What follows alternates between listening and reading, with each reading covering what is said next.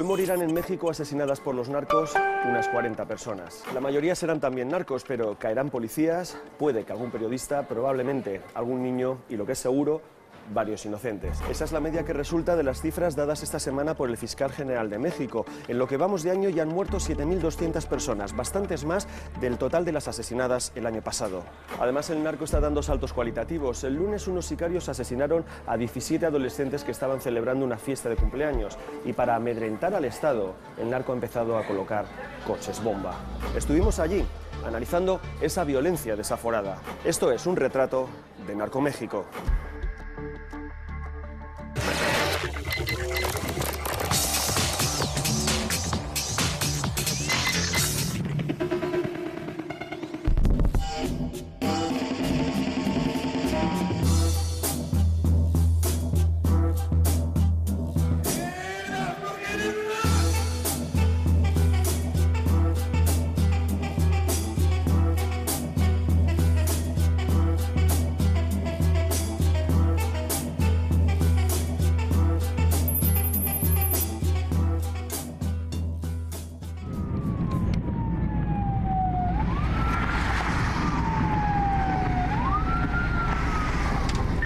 Oye, ¿qué sabes de la balacera ahí de la Cruz Roja?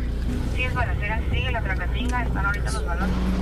Este lo 11 el medio, ahí aquí el medio se alcanza a ver, ahí estamos.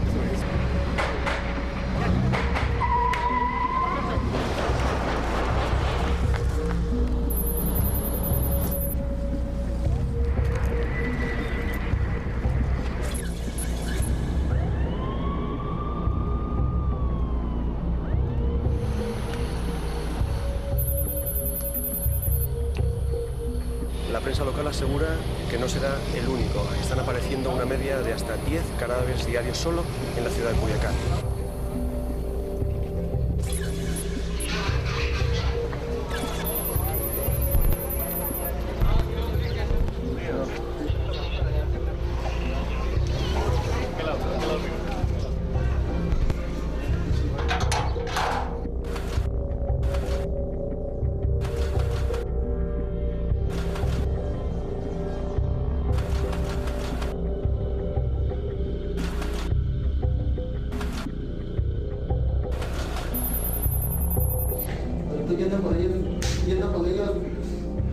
¿Cuánta gente han matado?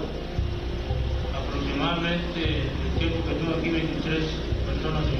¿A cuánto mataste tú personalmente? A 10 personas.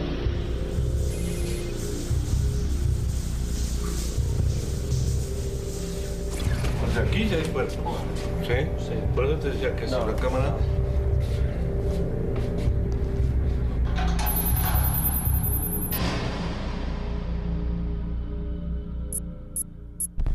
Ese es el estacionamiento,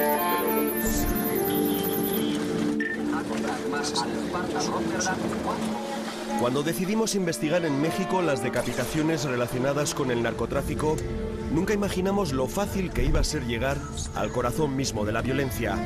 ¿Qué está pasando en este país? ¿Por qué todas las semanas se cortan varias cabezas y se cuelgan los vídeos en internet, como hacen los fanáticos de Al-Qaeda? 100 millones de mexicanos desayunan todos los días con periódicos que hablan de ejecuciones múltiples y cadáveres abandonados por todo el estado, de 10 en 10 o de 15 en 15. México está ya por derecho propio en el G20 de los grandes, pero tiene 5.000 muertos al año por narcotráfico, más que todas las bajas norteamericanas en la guerra de Irak. Pues es que vamos a regalar películas. Este recorrido por la sórdida geografía de la violencia mexicana solo tuvo un límite: decidir cuánto queríamos arriesgar.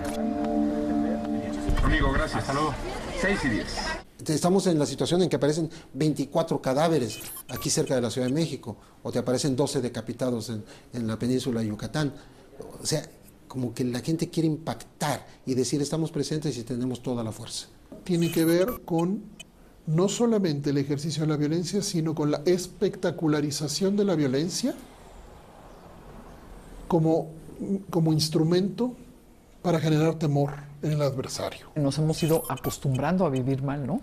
Y el hecho de irte acostumbrando, vas dejando pasar las cosas como de largo, ¿no? Sin asumirlas, como que ¿qué vas a hacer para evitar esto? Los narcos han impuesto unas nuevas reglas del juego. Cuando quieren enviar un recado al grupo rival, Atrapan unos cuantos de sus narcomenudistas, les asesinan después de torturarles y les cortan la cabeza o la lengua dependiendo del mensaje a entender. Es la nueva semiótica narco. Muchas veces dejan incluso un cartel, siempre dirigido a alguien, siempre con faltas de ortografía, porque los sicarios no son, lo que se dice, muy leídos. Entonces estos mensajes, por ejemplo, son parte de la guerra psicológica. O sea, no basta matar a una persona, hay que descuartizarla, hay que dejar un mensaje de que se es lo peor que hay en este mundo.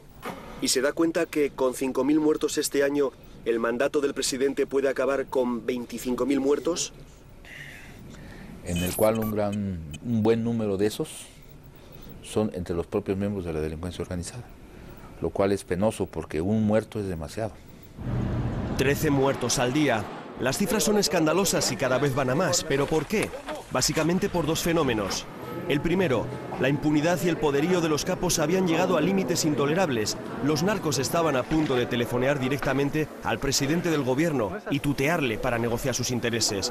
Había que frenarles antes de que se hicieran más fuertes todavía. El segundo, la frontera con Estados Unidos está más controlada y, sobre todo, ha caído allí la demanda de cocaína. Y al mismo tiempo, las redes o las formas de pago comienzan a privilegiar el pago en especie. El mercado mexicano se comienza a hacer también un mercado apetecible para la venta de drogas. Esto va a provocar que las bandas de la delincuencia organizada se enfrenten entre sí.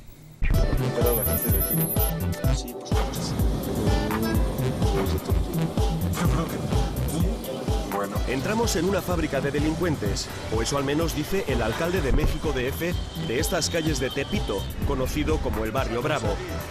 Aquí no entra cualquiera, o vas acompañado de alguien de dentro, o acabarás pagando el impuesto a la ingenuidad.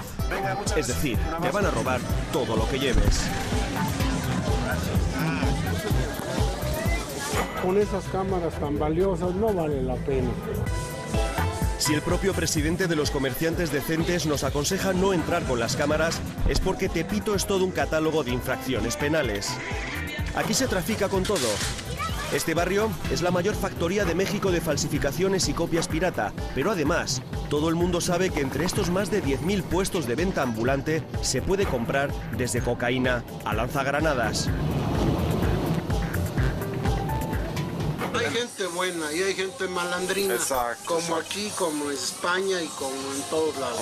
Entonces no vale la pena arriesgarse así de que voy a hacer y voy a hacer esto. Hay que ser precavido y las cosas salen bien. Claro.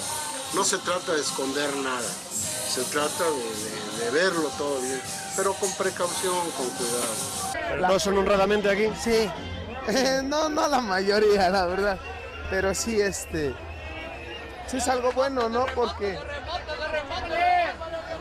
ves la gente que trabaja, ¿no? O sea, no todo es delincuencia, no todo es maldad, ¿no? Se percibe un clamoroso ambiente de impunidad ante las actividades delictivas de los demás. Una cultura de la permisividad que parece un reflejo de lo que ocurre en México, el mirar hacia otro lado. Todo el mundo sabe los pequeños y grandes trapicheos de los demás, pero nadie dice nada, por miedo o porque siempre ha sido así. Respetar lo que cada quien... Tengo amigos de la infancia que, bueno, pues andan, pero yo me quedo callado, cada quien su trabajo, cada quien su actividad. Yo lo respeto y ellos me respetan. Y ahí no la llevamos.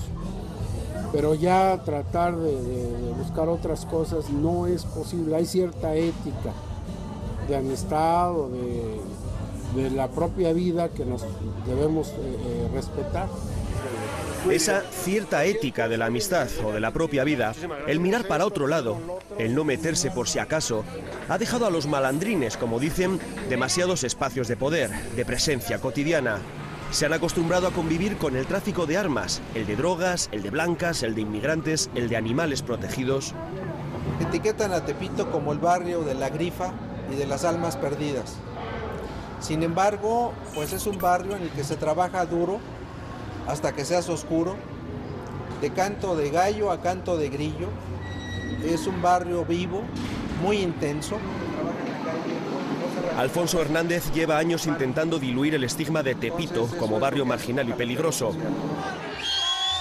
Mientras le esperamos, asistimos a un combate de máscaras en una de sus calles. Todo un ritual cultural en México y en este barrio de donde han salido numerosos boxeadores. Escuchamos fascinados los gritos de los luchadores.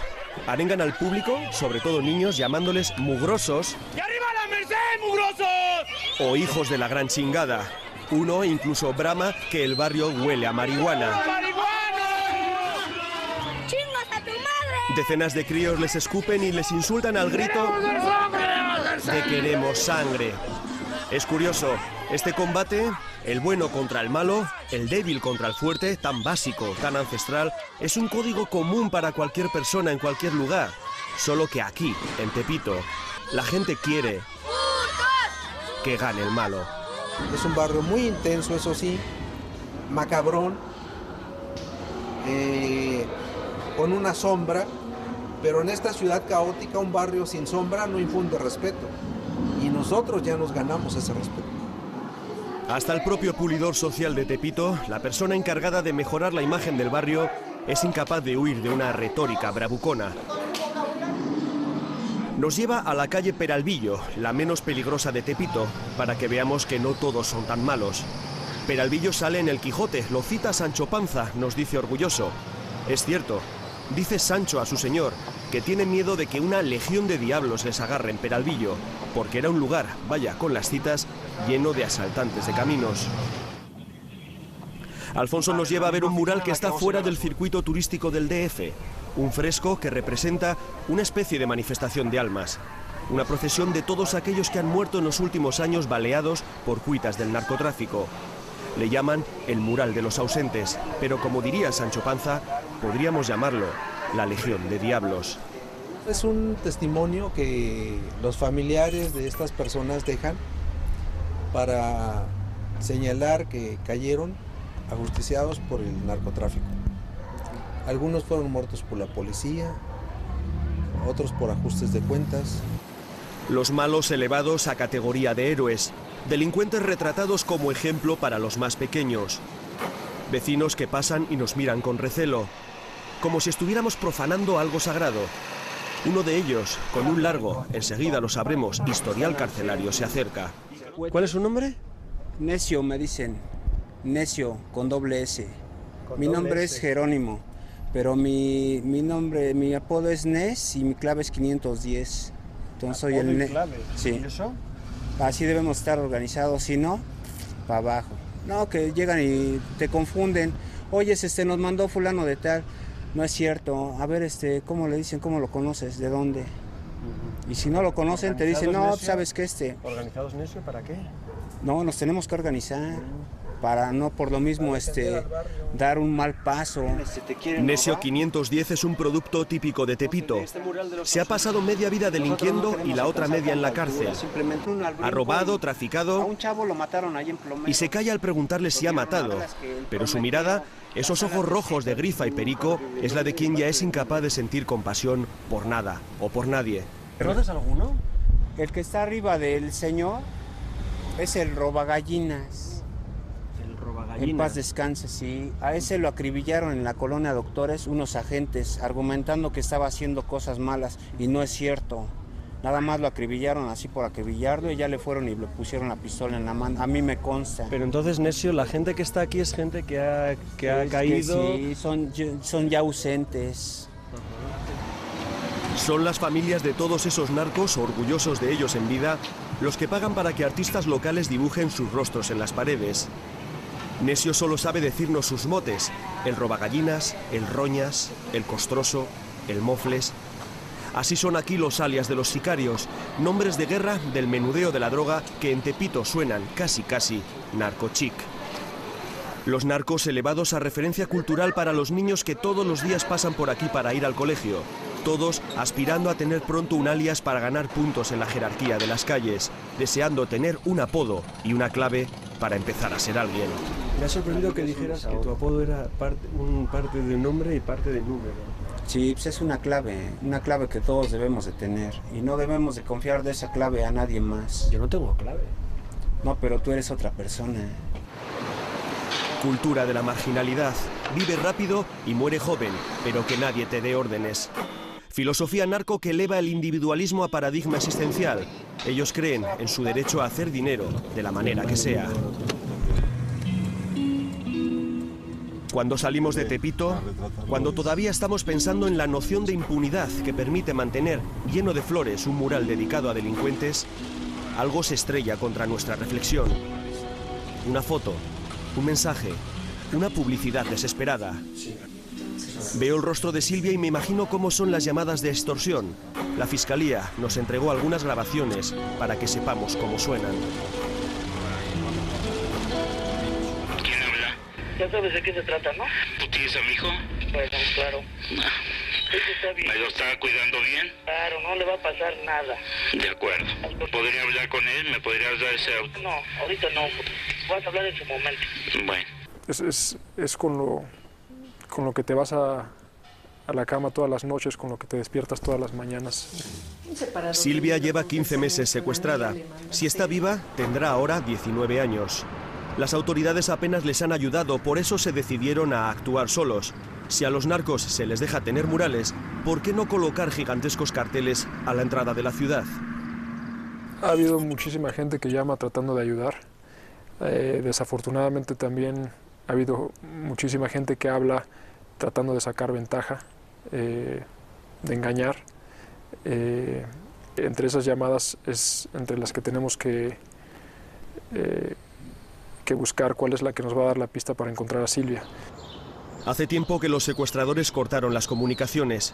Negociaron con ellos y aceptaron pagar el rescate de unos 200.000 euros, pero algo falló.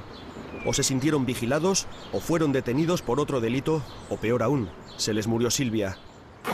Cuando aceptaron vernos era para lanzar un dramático mensaje: queremos pagar. Por lo que estás diciendo, vosotros estáis dispuestos a pagar, queréis pagar. Así es, John. Sí, el claro. acuerdo sigue en pie. Ellos saben que está vigente el acuerdo y que nosotros lo único que queremos es a Silvia de regreso y que ellos tienen lo que ellos pidieron. Los Vargas han podido comprobar la mezquindad de mucha gente que llama para sacar dinero a la familia asegurando que la tienen. Por eso, me dicen, no podemos dar detalles íntimos de cómo es Silvia, para no dar pistas. Para poder pillar al extorsionador en un renuncio cuando se le hacen preguntas que solo ella puede contestar. Esos detalles, contados con lágrimas, me los dicen fuera de cámara.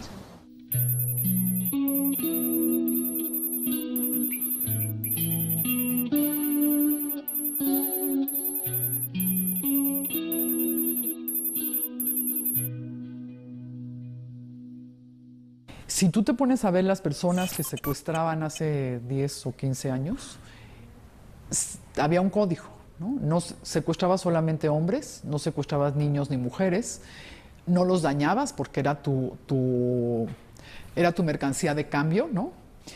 Tú estabas cambiando a un cuerpo como si fuera una mercancía y del otro lado una familia estaba negociando por la vida de su ser querido.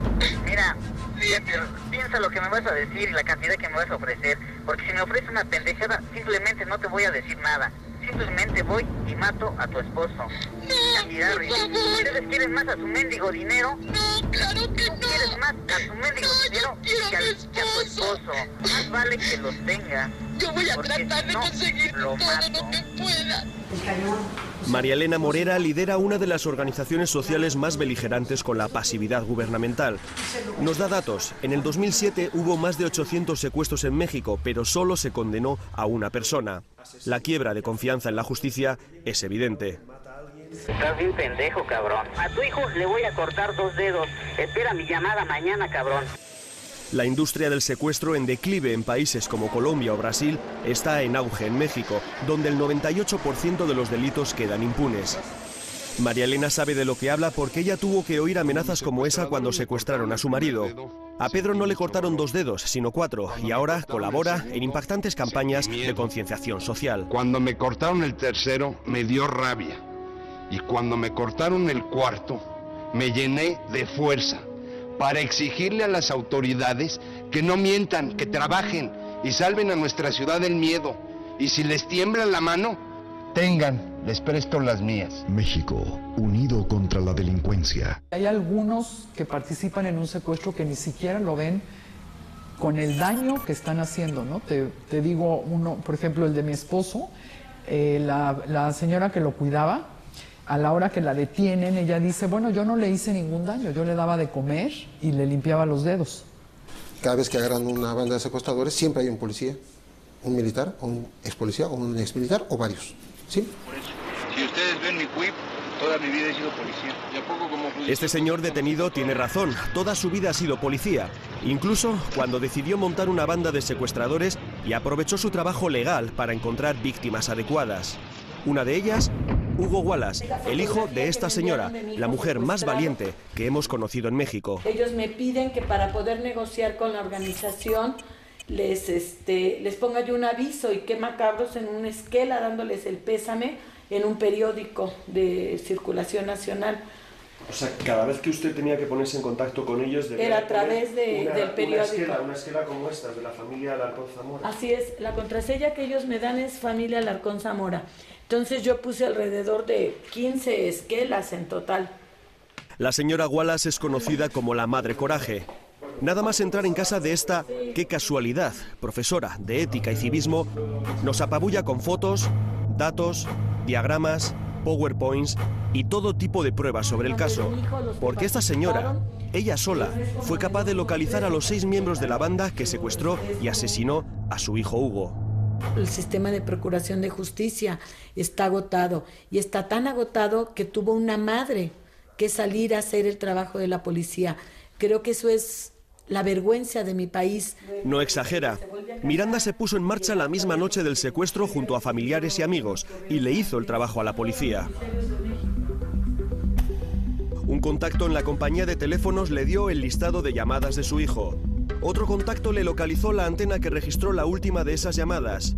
Rastreando la zona en círculos concéntricos, encontraron el coche de Hugo y un portero les llevó hasta la casa donde había entrado el joven acompañado de esta chica con la que había ido al cine. Ella era el cebo. Ellos dos traían pasamontañas y lo agarraron por la parte de atrás para poderlo inmovilizar, y luego le pusieron cinta canela, lo ataron. Y bueno, sabemos que hubo mucha violencia y desgraciadamente ese día mataron a mi hijo, el mismo día que lo secuestraron, la madrugada del 12 de julio lo mataron. Pero eso no lo supo Miranda hasta mucho tiempo después. Los secuestradores en su primer contacto le mandaron una prueba de vida de su hijo. Una fotografía en la que aparecía con una venda en los ojos. La fotografía había sido retocada en un ordenador porque realmente era una prueba de muerte.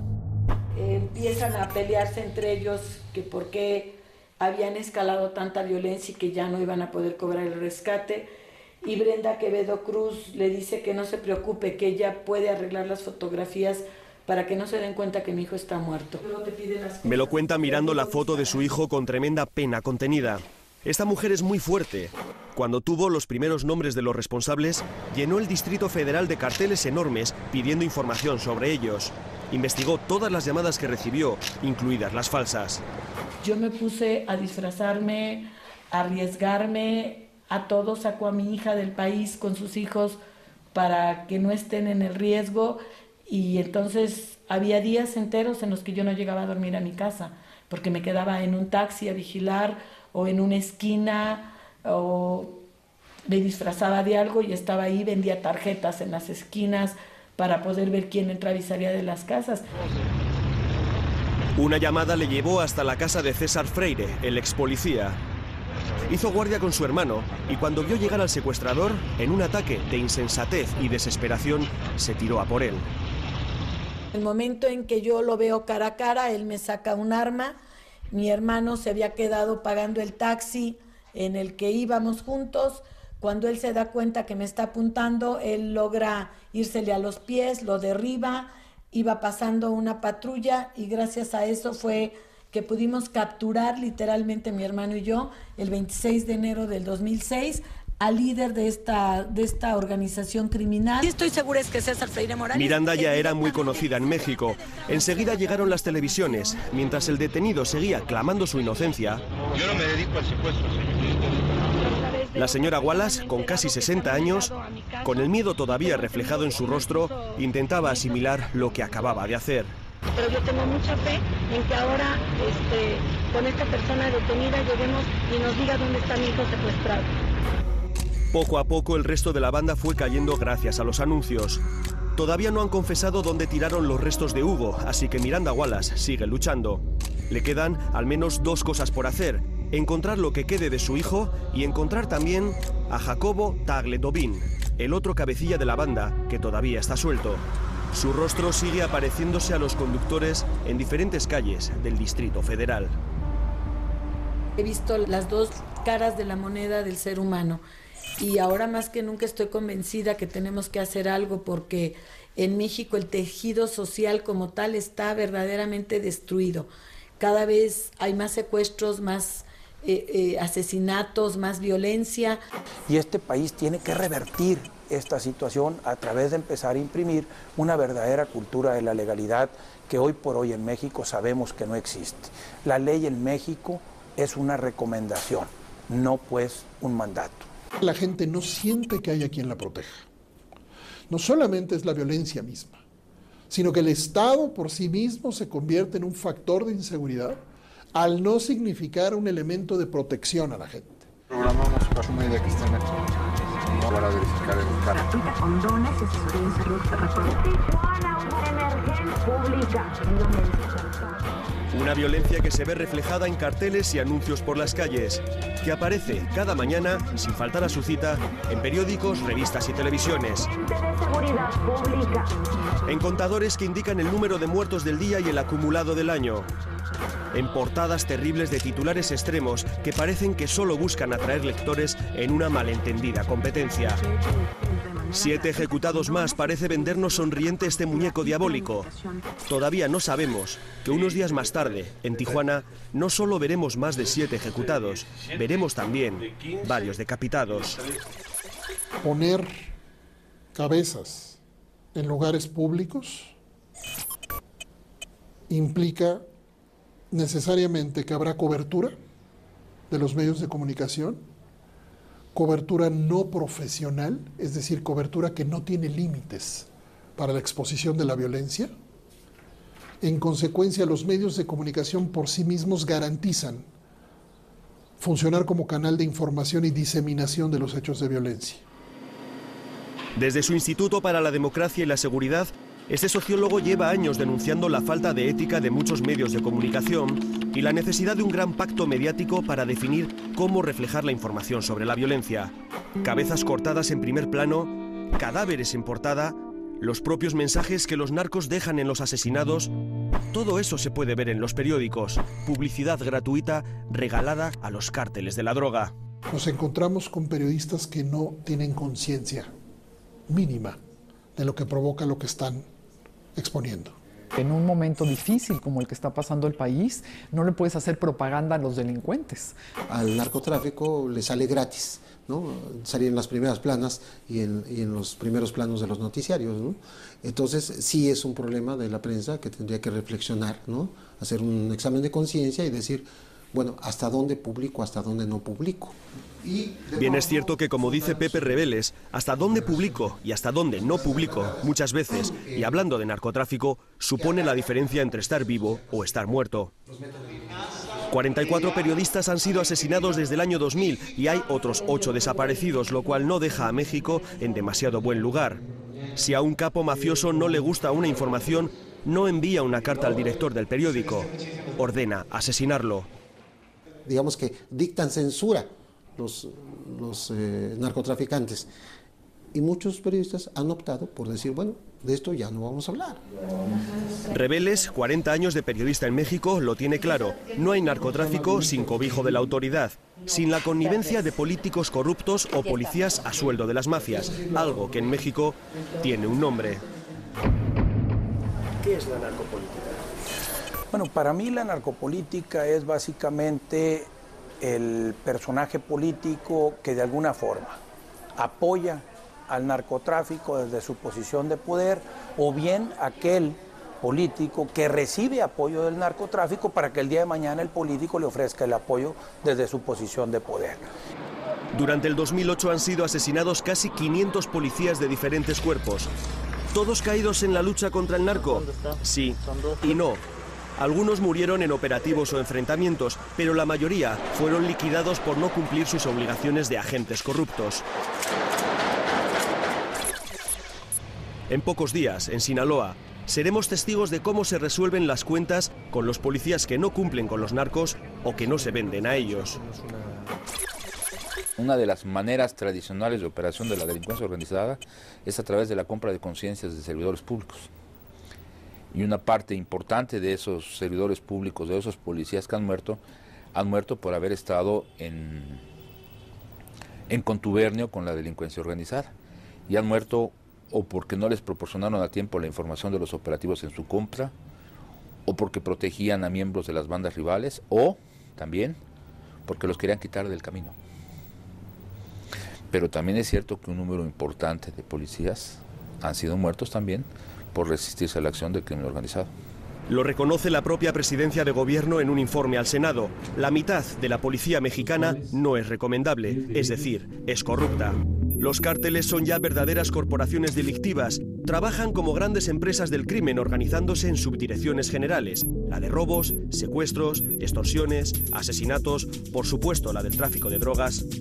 El gobierno de Calderón ha decidido hacerles frente antes de que se hagan aún más poderosos y colombianicen México. Y eso, a su vez, ha desatado la guerra entre ellos. Los carteles del narcotráfico no se enfrentan entre sí a través de convenios, acuerdos, minutas, sino se enfrentan a través de las armas. En los reacomodos que hacen por el control de las rutas, por el control de plazas, es decir, de ciudades o de ubicaciones geográficas donde guardan droga, almacenan droga y desde ahí la cruzan hacia los Estados Unidos, es una lucha constante. Como dicen muchos, su vecindad con Estados Unidos es su privilegio y también su perdición. Como dice Carlos Fuentes, uno de sus más destacados y comprometidos intelectuales, se podría definir a su país como una narconación. Pero no habrá medidas suficientes dentro de México si no se llega a un acuerdo para ir a la raíz del problema que está en el consumo norteamericano. El consumo norteamericano. El consumo norteamericano. Se lo digo 3 veces porque ahí está la solicitud de la droga que se produce en México. Esto es Morelia, estado de Michoacán, el escenario del primer narcoatentado de México. El 15 de septiembre es ahora en el imaginario mexicano como el 11S en Estados Unidos o el 11M en España. Ese día los narcos elevaron la apuesta en su desafío al Estado. Ese día, en el que todo México celebra el llamado Grito de la Independencia, 3 sicarios lanzaron varias granadas contra la multitud. Era la primera vez que el narco atacaba directamente a la población civil. Hubo 9 muertos. Fue el esperado y temido salto adelante de las poderosas mafias de la droga. Son utilizados para tratar de presionar al Estado, ¿no? De chantajear al Estado, con una estrategia y una lógica claramente terrorista. O sea, esa es la lógica de todos los grupos terroristas, ¿no? Utilizar a la población civil para tratar de presionar al Estado, ¿no? Y de que la población civil presione al Estado para que haga pactos con estos grupos terroristas o que disminuya la presión sobre estos grupos. Todavía se puede ver en Morelia, a 3 horas de México DF, cientos de velas y pequeños recordatorios de personas anónimas. Ahora la zona es segura. El ejército patrulla las calles y los limpiabotas han vuelto a su sitio, al lado de donde estallaron las granadas. Vi la explosión. Sí, estaba yo con mi familia. ¿La notó cerca? Sí, vi cuando se tronó la granada y iba cayendo la gente. Sí, lamentable. Había muchas situaciones de ejecuciones y muchas situaciones lamentables, pero la sociedad en general sabíamos que eran atentados entre los grupos, entre esa gente, y nunca habían atentado contra inocentes. El atentado de Morelia fue el despertar de la inocencia de muchos. Los narcos, tan aguerridos, tan valientes, no son patriotas mexicanos. Perpetraron el atentado en la plaza del líder revolucionario Melchor Ocampo, el que escribió que es hablando y no matando como se entiende la gente. Pero ya hemos dicho que los narcos no son muy leídos. Es como si tú detienes al director general, como si se va el director general de una compañía. Bueno, pues llega otro, ¿no? Porque la compañía no la vas a dejar sin director. Y si además el que llega, están llegando los que eran sicarios, están llegando a niveles muy altos, y entonces el nivel de violencia para ellos es normal. Un alto cargo del gobierno me lo explicaba de manera más cinematográfica. Es como si en la película del Padrino a Don Vito Corleone le sustituye Luca Brasi, su matón preferido. Eso está pasando en México. Se ha logrado detener a muchos capos, pero han sido sustituidos por sus sicarios. Sicarios como estos, acusados de ser los autores de la matanza. Y dilapidé, no sé si fueron 60 o 60 habitantes, y la robé, y lo que hice, el pánico también. Logramos la captura de 3 personas con las que ellos han manifestado ser los autores de los hechos. Nosotros hoy ya tenemos pruebas adicionales que corroboran que efectivamente ellos fueron los autores materiales de esos atentados contra la sociedad el 15 de septiembre en Morelia, Michoacán. Yo no he escuchado en su última frase la palabra terrorista o atentado terrorista. Ellos hicieron un acto terrorista. El hecho es totalmente claro a la luz del derecho penal mexicano. Cometieron un acto terrorista. Me niego a calificarlos a ellos como terroristas. Cometieron un acto terrorista. Equilibrismo dialéctico el del portavoz de la Fiscalía. Se niega a calificar de terrorista al que comete un acto terrorista. El ejecutivo de Calderón teme que los narcos copien la estrategia de coches bomba con la que Pablo Escobar casi tumba al gobierno colombiano. Pero ¿cuál de los grandes cárteles de la droga ordenó la matanza de Morelia? ¿Cómo presentan a 3 tipos golpeados, sin ninguna credibilidad en sus declaraciones, diciendo que ellos son los autores de estos atentados? Los presentan como miembros de un grupo llamado La Familia, que es otro de los cárteles, ¿no? Y ellos a su vez pusieron mantas al día siguiente diciendo que eran los Zetas. Y ahora los Zetas responden que son La Familia y además ofrecen dinero, ¿no? Estamos viviendo en el absurdo. México siempre ha sido calificado de un país surrealista, ¿no? Absurdo o surrealista, el caso es que después del atentado, los narcos locales, conocidos como La Familia Michoacana, colgaron sábanas por toda la ciudad diciendo que ellos no habían sido, que habían sido los del Cártel del Golfo. Estos, a su vez, ofrecieron dinero por los autores de la matanza, y hasta un periódico de tirada nacional se permitió el lujo de titular que el Cártel del Golfo ofrecía una recompensa por terroristas. Como si el Cártel del Golfo fuera una entidad legal, como si su brazo armado, los Zetas, no fueran los que han puesto de moda las decapitaciones. No podemos calificar a los Zetas como un grupo terrorista. Son un grupo de narcotraficantes que copiaron de los manuales de terrorismo o tomaron un elemento de los libros de terrorismo, de los manuales de terrorismo, para cometer un acto de violencia extrema, de crueldad inusitada, para amedrentar a sus rivales, buscar intimidar a la sociedad, pero no tienen un motivo de reivindicación política o religiosa como un grupo terrorista. Oficialmente, entonces, los Zetas, tipos como este, no son terroristas. Son solo los sicarios del Cártel del Golfo. Pero son unos sicarios tremendamente efectivos porque, otra vez, el absurdo mexicano, son exmilitares de élite, entrenados para luchar contra los cárteles, pero que se pasaron en bloque. 2 capitanes, 4 tenientes, 8 sargentos, 18 cabos a las filas del narco. A las órdenes del capo Osiel Cárdenas, al que llaman el mataamigos, se convirtieron en su ejército privado. Fueron cooptados por la delincuencia organizada y se convirtieron en sus sicarios. Y eran gente que entrenó el gobierno en México, en Estados Unidos y en Europa. O sea, elementos de élite, soldados de élite. Que hemos pasado de grupos civiles armados, sicarios, digamos, entre comillas, convencionales, estamos pasando a grupos armados que saben manejar todo tipo de técnicas para el ejercicio de la violencia y, por supuesto, que saben manejar, en algunos casos, el mejor armamento disponible, porque en algunos casos son militares de élite. Independientemente de haberlos conocido o no, para nosotros son traidores.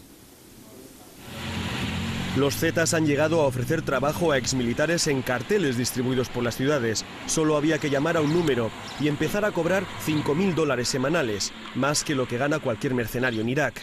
¿Cómo se deshacen de las personas que les estorban? Este vídeo muestra a 4 miembros de los Zetas capturados por un cártel rival. Ante la cámara y antes de ser ejecutados de un tiro en la sien, algo que vamos a omitir, estos 4 sicarios cuentan cómo reclutan a su gente, cómo torturan y matan a sus víctimas y cómo se deshacen de ellas. Estuve en el ejército mexicano y 8 meses de gasolina. Agarran a alguien, le sacan información, ya sea que movía droga o dinero, algo así, le quitan lo que ellos quieran, o sea, lo que traigan de delito, y después de haberlos torturado, pues le dan el tiro de gracia y lo echan a un tambo, lo queman con diferentes combustibles como diésel y gasolina. Los Zetas impusieron una violencia desaforada para amedrentar al resto de cárteles, una lógica paramilitar. Ellos empezaron a cortar cabezas como escarmiento, a colgar los asesinatos en YouTube como los de Al-Qaeda.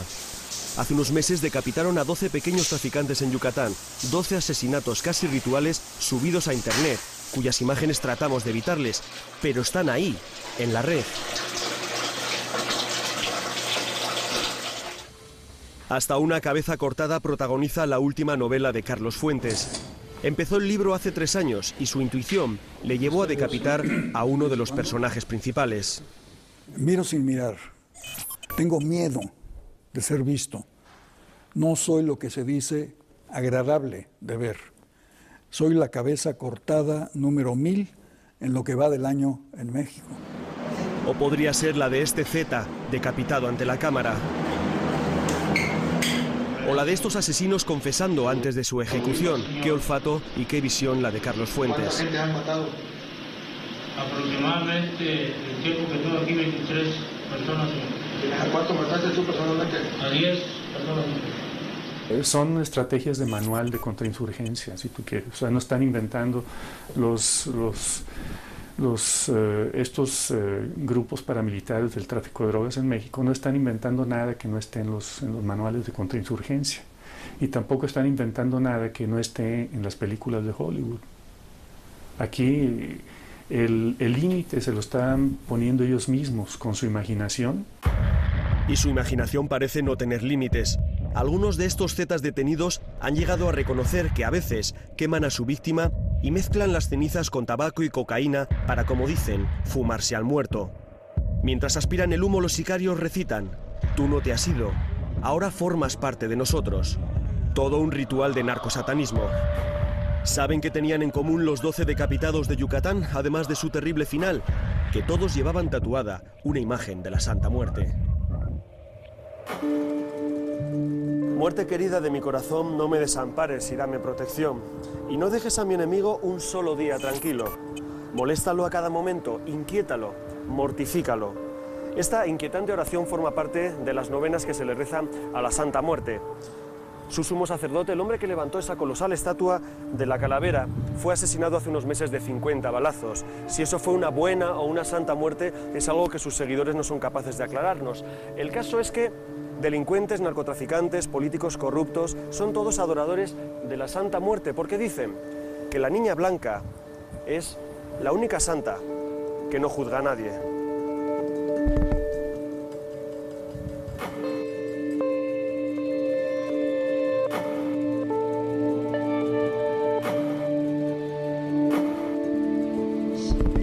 Así como a ella le gusta ver la vida.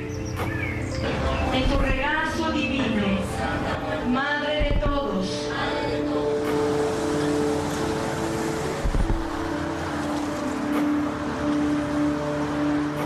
Yo soy Constantín, la representante de este templo.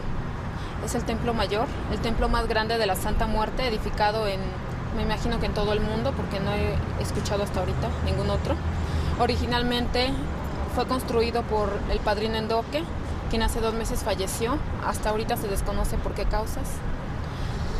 Hombre, sabemos que falleció porque fue asesinado y sabemos las causas. 50 balazos en el cuerpo. Bueno, digamos que una causa específica de quién vino, por qué razón, si es una venganza o si es alguna otra cosa, pues no tengo idea.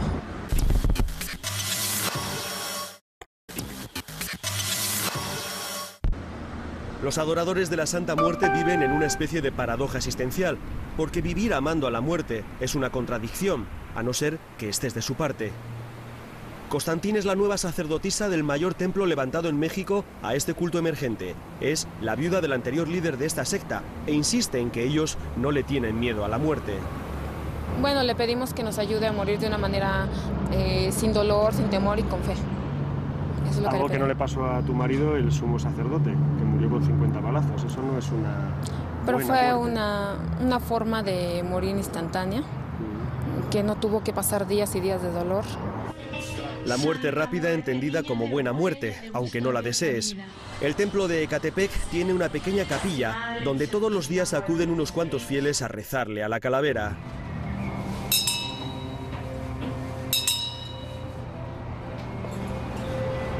Abramos nuestros ojos, hermanos, y alcemos nuestro rostro hacia nuestra Madre Santísima. Y nos persignamos en el nombre de mi Madre, mi Santísima Muerte, y mi Espíritu Santo. Por vosotros los pecadores. En la capilla hace un calor insoportable y hay un intenso y casi embriagador olor a incienso. Son sobre todo mujeres que parecen entrar en trance cuando se lo pide la sacerdotisa. Este culto es una especie de sincretismo entre tradición católica y satanismo. De hecho, esto parece una secta satánica. A mí me da un poco miedo esta Virgen. ¿Debo temer algo? Tu conciencia, debes de estar tranquilo. ¿Qué te puede hacer eso? Yo le tengo más miedo a los vivos. Eso sí, a los vivos sí les tengo miedo. A ella no, ella es una señora muy hermosa, muy linda. Para mí y para todos los que somos devotos. Doña Queta es probablemente la más conocida de las defensoras del culto a la Santa Muerte. Vive en el conflictivo barrio de Tepito y uno no sabe muy bien si está ante una espabilada que se gana la vida con el merchandising de la muerte. La que te sale cara sería como la grandota, te vale 2,000 pesos, la de 7 colores, pero es el material, la transparente. Esta amarillita te vale 1,500. O sea, no son caras. O si se lo cree de verdad. El caso es que no pasan 5 minutos sin que alguna señora con la cesta de la compra, jóvenes pandilleros con cara de pocos amigos o taxistas que aparcan en segunda fila se acerquen a dejarle una oración a esa calavera que, como diría Carlos Fuentes, mira sin mirar. ¿Y la gente qué le pide? Que le saque a sus hijos presos, que tengan trabajo, que no les quiten su casa, que dejen sus hijos los vicios, las hijas que andan en malos pasos, que estemos bien. Es lo que le piden, es lo que piden en lo católico. Que le saquen a sus hijos presos. Claro, mira, uno como madre, sea lo que sea su hijo, son nuestros hijos. Las ofrendas muestran la sociología de los que la adoran. Algunos le dejan unos pesos y unos pasteles, y otros cigarros encendidos, copitas de tequila o un porro de marihuana. Son las ofrendas de los pobres, los que más creen en la Señora Muerte. Su culto es todo un desafío a las religiones tradicionales y a los poderes establecidos. Una demostración de rebeldía de los que viven en los márgenes de la sociedad, los que se sienten excluidos, que encuentran en estos ritos lealtades alternativas. Total, ¿qué tienen que perder? Dicen que es buena porque ella no juzga a nadie. Aquí agarra parejo. Niños, ancianos, jóvenes, para morir es lo mismo, no hay hora para nacer ni hay hora para morir. Para Doña Queta la muerte es más que una certeza. La muerte, dice, hace milagros. La muerte, repite, su muerte, no juzga a nadie. Por eso la quieren tanto los que están fuera de la ley. ¿Es cierto que dicen que vienen muchos delincuentes a rezarle a la Virgen antes de hacer algo malo para que les salga bien? Pues yo te digo que no sé porque no les puedo preguntar a qué viene. Aunque fuera de cámara confiesa que todo el que tiene un pasado o un presente oscuro viene a rezarle a la muerte. O que casi todas las estatuas que almacena se las han tallado los presos de diferentes penales. O que incluso la misa negra empieza con una curiosa oración que pide que la santa consuele a los que trabajan, a los que roban, a los que delinquen, a los pobres y a los ricos. Oraciones de la marginalidad, rogar a la muerte por los que roban o delinquen. Por eso, la Santa es ahora el culto de moda en las cárceles. ¿Le viene a traer flores a la Virgen de la Santa Muerte? Santísima Muerte. Sí. ¿En agradecimiento de algo? Me ayudó a salir de la cárcel. ¿Cuándo ha salido? Salí ayer, 3 de la mañana. ¿Llevaba mucho tiempo? Casi 4 meses. Sí. ¿Le puedo preguntar qué había hecho? Me acusaban de robo. ¿Por qué cree que ha sido la Virgen la que le ha sacado? No es virgen, es la Santa Muerte. ¿Por qué cree que ha sido la Santa? Es muy milagrosa. Ventura nos aseguró que en los penales mexicanos hay una Santa Muerte en cada celda y que todos los primeros de mes le cantan en el patio las mañanitas. Así que conseguimos permiso para entrar en uno de esos penales, en un sistema penitenciario que ha afrontado varios motines en los últimos meses, que sufre de hacinamiento de los presos, corrupción de sus funcionarios y que para muchos sigue siendo una universidad del crimen. Entraremos en ese penal para hablar con narcos y sicarios. Esos, al menos, tienen suerte de seguir viviendo, porque lo que también hemos podido comprobar es lo poco que vale la vida en este negocio. Lo fácil que es morir en las calles de Tijuana o en los descampados de Sinaloa. Pero eso lo veremos la semana que viene.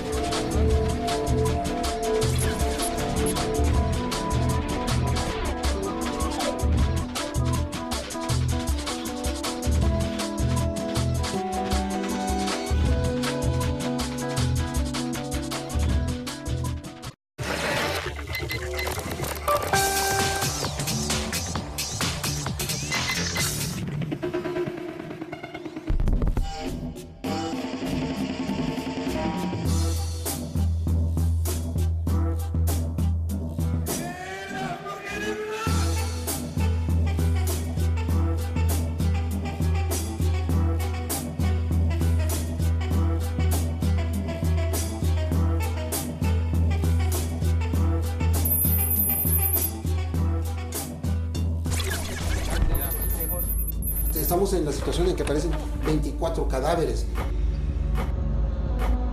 Espectacularización de la violencia. A tu hijo le voy a cortar 2 dedos. Espera mi llamada mañana, cabrón. Tuvo una madre que salir a hacer el trabajo de la policía. La ley en México es una recomendación, no pues un mandato. El consumo norteamericano, el consumo norteamericano, el consumo norteamericano. No podemos calificar a los Zetas como un grupo terrorista. En tu regazo divino, Madre de todos. Yo le tengo más miedo a los vivos.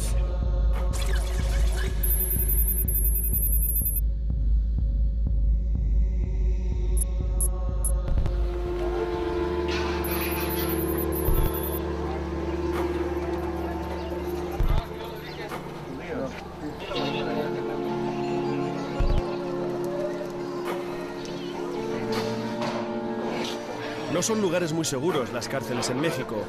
Sus autoridades han tenido que sofocar más de 50 motines en los últimos 5 años que han dejado a casi 300 presos muertos. Los cárteles de la droga han llevado su guerra al interior de las prisiones, donde bandas y grupos de sicarios pelean por el control de los penales.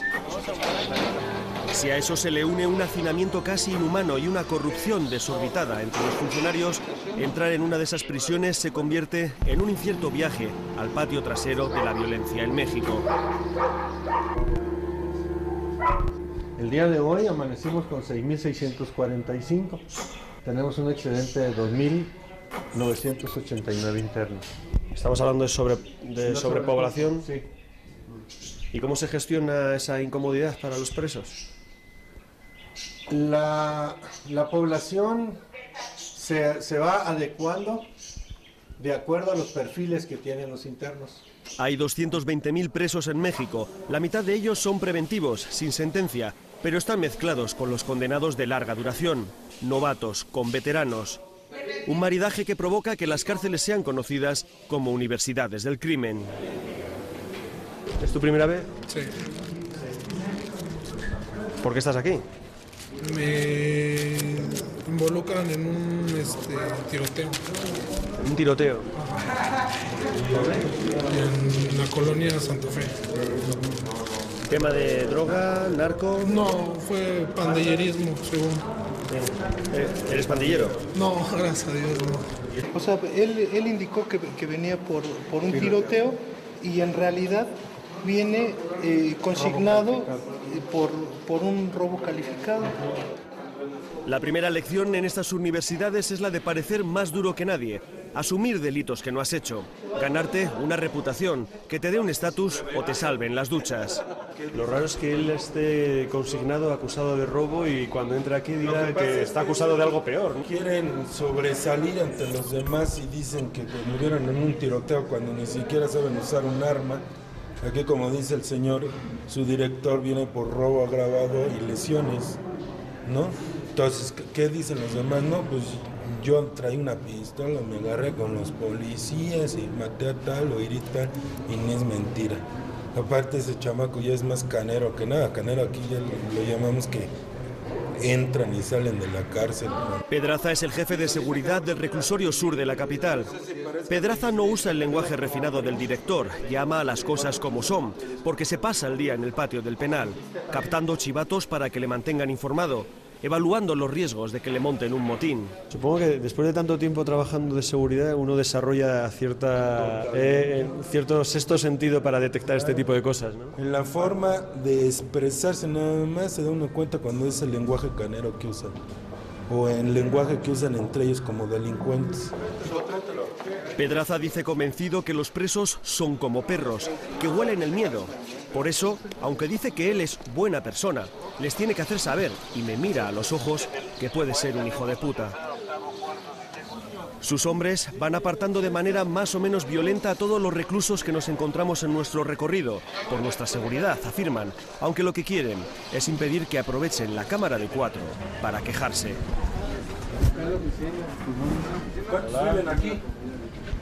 11. ¿11? ¿Cuántas camas hay? 4. 4, ¿y dormís 11? Es que ¿Dónde? 4 arriba y 7 abajo, 8. ¿Y esto qué es, por sorteo o es el último que llega? Como van llegando. Como van llegando. ¿Y aquí hay clases dentro de las celdas? ¿Quién es el que manda aquí? Nadie, todos somos lo mismo. Parece que todos convivimos, ¿no? Sí. ¿Me lo estás diciendo porque está el jefe aquí o qué? No, ¿por qué? No. Solo así que estamos tranquilos, no los trato bien, hijos. Sí.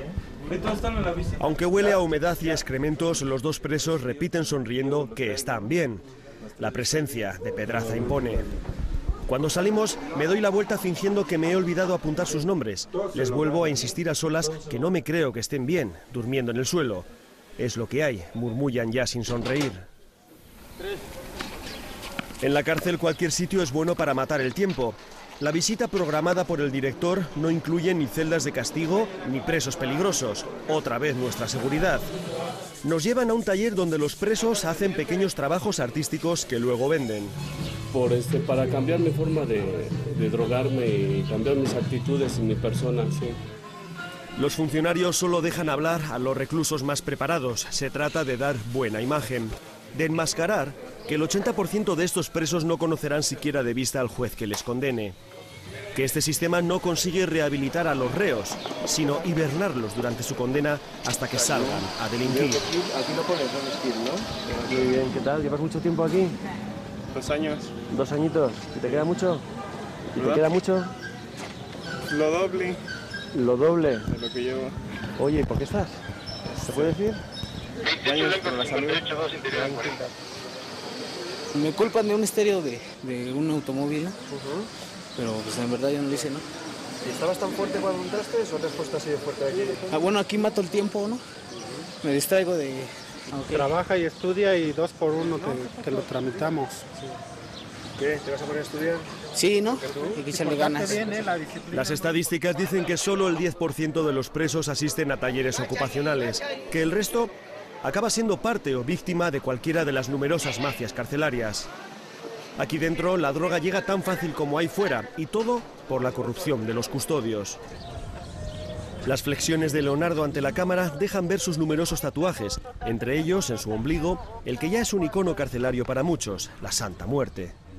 Tenemos varias religiones, cristiana, mormona, evangelista, y también otras religiones que son apropiadas de los internos, que es adoración a la Santa Muerte. ¿Qué es esto? Se le llama la Santa Muerte. ¿Qué llevas colgando? Una Santa Muerte. Desde hace un par de años, la Blanca Dama se ha convertido en el culto emergente en las cárceles mexicanas. Esos tatuajes marcarán el futuro de muchos de estos hombres porque les delatará como expresos. La santa, para escándalo de la Iglesia Católica, gana terreno entre estos desheredados con una ética despiadada y amoral. La creencia de ellos es que si tú le pides algo, pero te comprometes con ella, si no le cumples, sí se venga, de una forma o de otra. Solo una santa vengativa con rostro de calavera podía convertirse en referente moral de la población reclusa.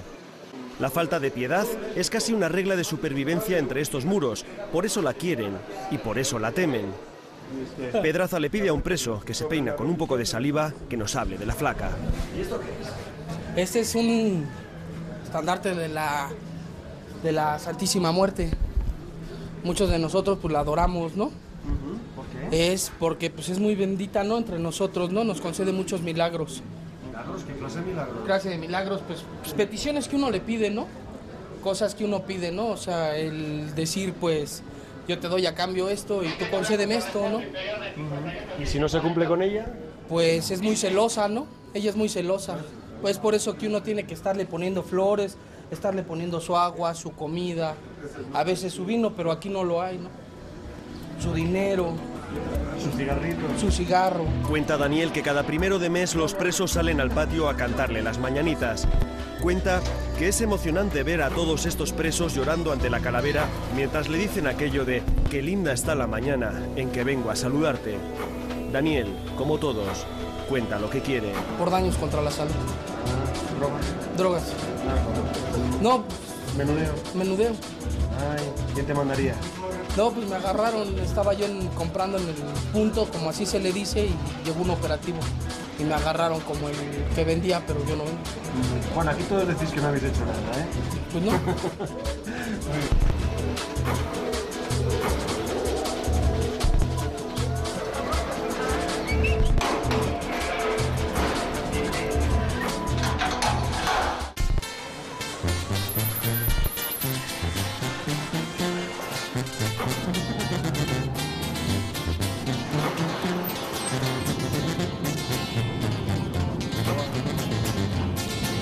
Había una fiesta en la sierra, las metralletas tronaban, había perico y licor, muy a gusto la pasaban, con un cuerno entre sus manos, el jefe los observaba.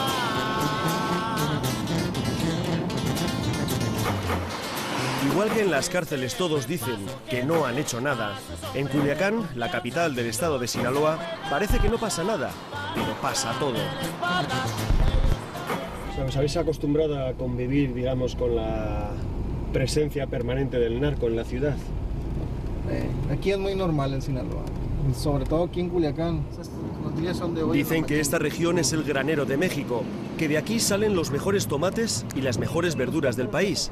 Pero también dicen que Sinaloa puede ser el pudridero de México. En las recónditas laderas de su sierra se cultiva la amapola y la marihuana que se vende en Estados Unidos. Y aquí se han criado los más conocidos y sanguinarios capos de la droga.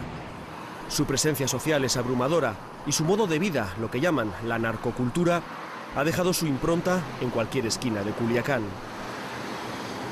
Ha generado su música, ha generado su forma de vestir, su indumentaria, ha generado mitos alrededor del armamento que utilizan, los AK-47, los Kalashnikov, que les dicen cuernos de chivo. Aquí en Sinaloa es un ejemplo claro de esta colusión. Aquí hay más que complacencia, hay una complicidad de la autoridad estatal con el crimen organizado. Mientras la ETA, ¿no?, ha llevado unos 900 asesinatos, algo así, no llegan a 1000 en no sé cuántos años, pues esos casi 1000 los tenemos en un año en Culiacán. Culiacán también es conocida como la ciudad de las cruces. Hay decenas de ellas en las carreteras, pero no representan accidentes de tráfico, sino lugares donde fueron asesinados narcotraficantes. Nadie se atreve a quitarlas, todas llevan la fotografía, el nombre, el apodo del sicario muerto y un "te queremos" o un "no te olvidamos" escrito por sus compañeros de fechorías. Esta, la del Ángel, es la dedicada al cantante de narcocorridos Chalino Sánchez, que como si fuera una de sus letras, acabó baleado en este descampado.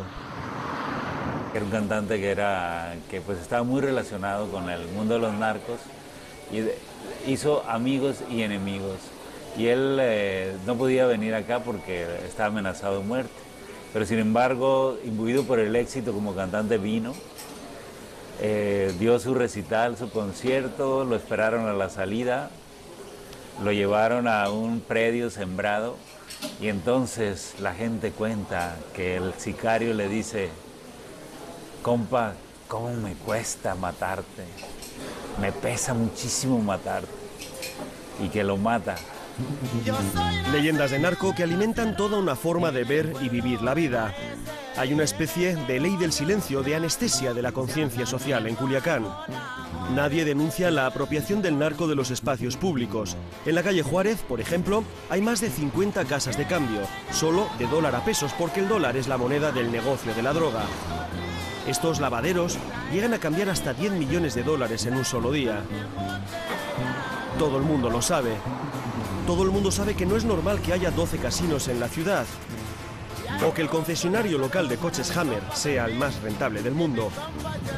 Todo el mundo sabe que no es normal que haya 200 avionetas en su aeropuerto, o que se gradúen 500 pilotos al año en sus academias de vuelo. Todo el mundo sabe que hay empleados del aeropuerto que trabajan para la llamada Hermandad del Polvo Blanco, una red dedicada a dejar pasar maletas marcadas. No hay narcotráfico sin cobertura, sin complicidad, sin cobijo de la autoridad. Dos maneras posibles de vivir.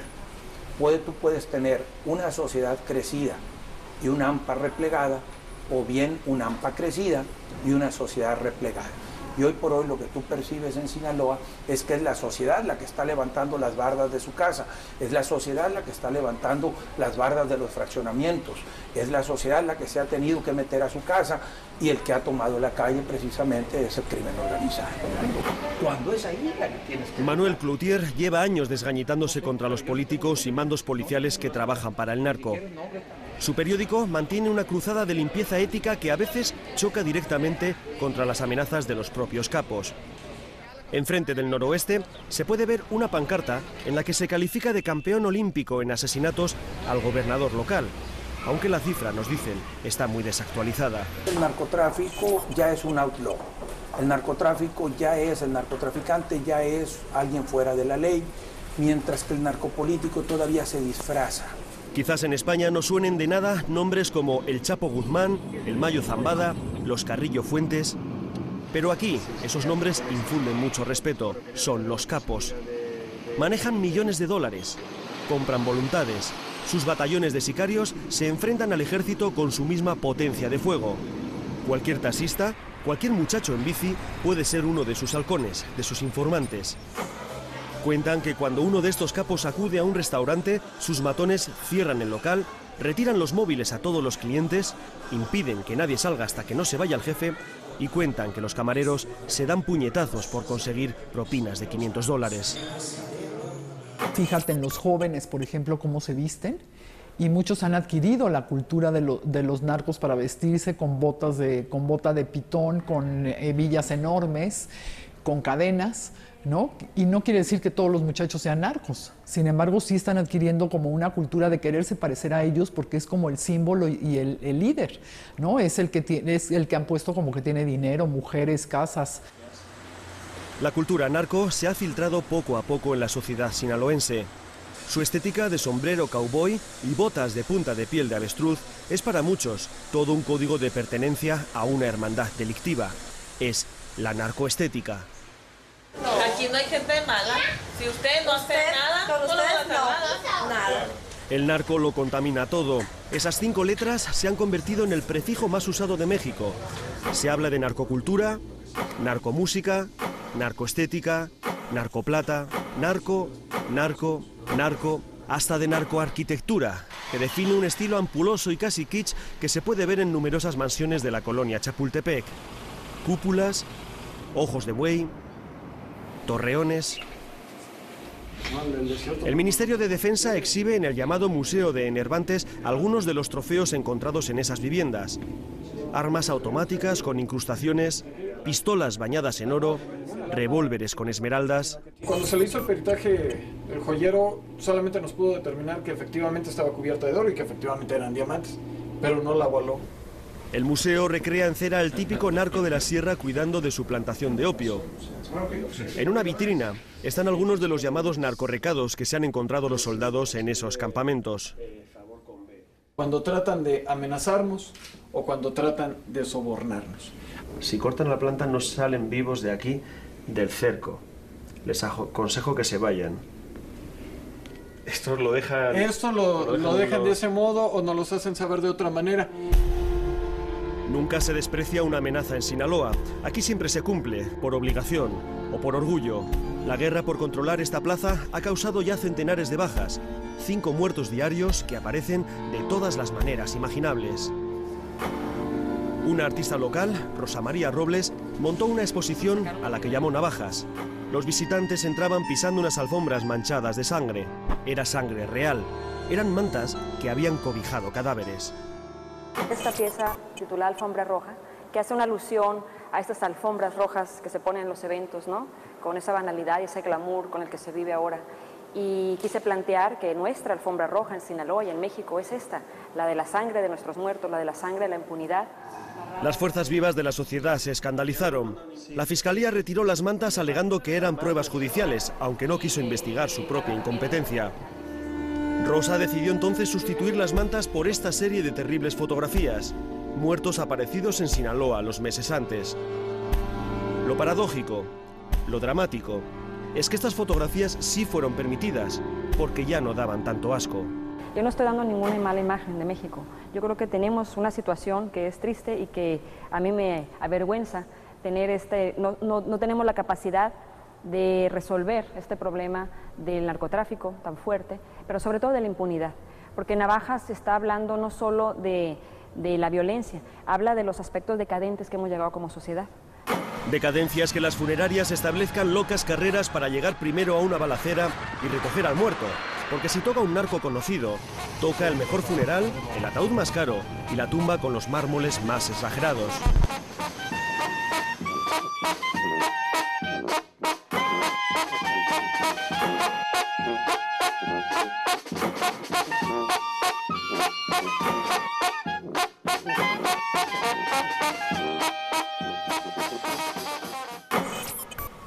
Los narcos llevan su ostentosa forma de vida hasta la muerte. Aquí en el cementerio de Culiacán han levantado toda una urbanización de criptas donde están enterrados los principales capos y sus familiares. Mausoleos de hasta 3 plantas que suponen todo un desafío ético y estético. No hay fotografías de narcos ancianos con sus nietos. Todos o han muerto jóvenes o se están pudriendo en la cárcel. Seguramente Lupito, el joven del Kalashnikov, era especial para los suyos. Sus asesinos le dispararon 48 balazos sin darle tiempo a sacar su arma. No será el último en caer. Hay numerosos nichos aún por llenar. El dinero es para gastarse, no para llevarlo al panteón. No hay leyenda sin personaje, nos repite el escritor Elmer Mendoza. ¿Te acuerdas de la expresión de los narcos de Sinaloa que dicen que más vale vivir 5 años como rey que 50 como buey? La impunidad narco llega incluso a convertirse en música. Tienen sus propios narcocorridos, muchos de ellos hechos por encargo. Cada cártel tiene su grupero preferido, y las letras y los videoclips glosan la vida de sus pistoleros más sanguinarios. La gente no se deja, no tiene miedo a morirse. Ni la cárcel ni la muerte, no hay nada que les asuste, aunque topen lo que tope, pero la orden se cumple. Pero son narcocorridos todos, ¿verdad? Puro narcocorrido. Ya le un bonito saludo para toda la raza del bonito estado de Sonora, pariente. Ya lleva este bonito corrido, mi compa. ¿Y este le canta a quién? No, pues a varios, no. Sin nombres. A varios, sin nombres. Sin nombres, por favor, nos pide este vendedor callejero. El disco que le compro, los corridos favoritos del jefe, están dedicados al Chapo Guzmán. Sin nombres, dice, para no mentar al gran capo, al gran jefe del cártel de Sinaloa. Me han dicho que están prohibidos los narcocorridos ya. En el radio nomás, ¿En la radio? En la radio no se pueden emitir, ¿no? Porque son un poco violentos. Sí, por eso. Pero dígame algún nombre, ¿a quién le canta este para saber a qué voy a escuchar? ¿Alguno de aquí? No, la neta no me quiero meter en bronca yo, viejo. Dígame las iniciales. Nada de eso, viejo, discúlpeme. Nada. Ya no ha sido tan común ver en los diferentes medios de comunicación estas manifestaciones. Queremos pensar que, que las diferentes empresas que se dedican a los medios de comunicación de manera solidaria al esfuerzo que estamos haciendo todos los mexicanos por hacerle frente a esto, pues lo han visto de otra manera. Y han dejado de emitir narcocorridos en las radios, en las televisiones. Exactamente.